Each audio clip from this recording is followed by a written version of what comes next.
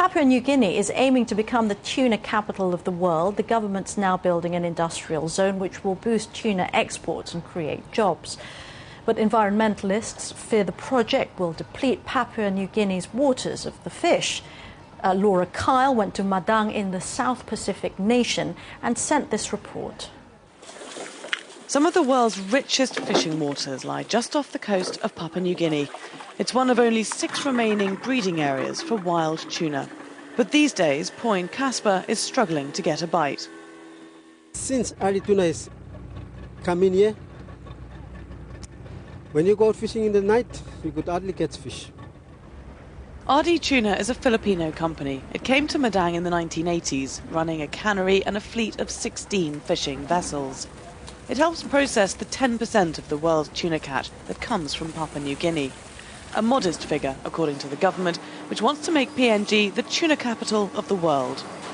RD Tuna currently processes up to 200 tons of tuna every day. Now, this land here is being cleared for 10 more canneries like it, and their wharfs and their jetties to process thousands more tons.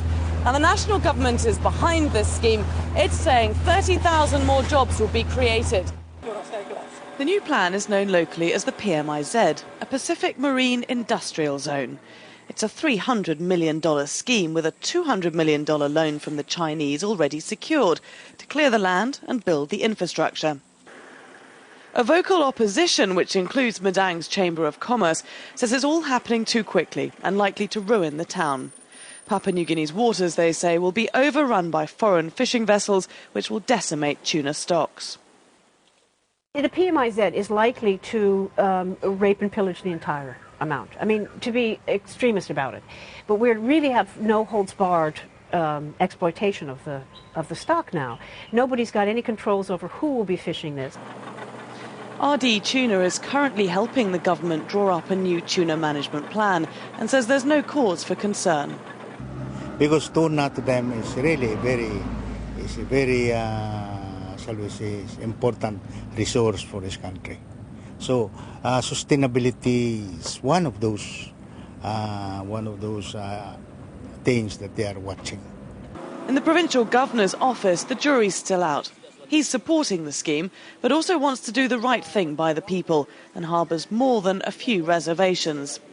I think that challenging times, the nation's development will encounter these challenges of developmental impacts upon our environment and to our people.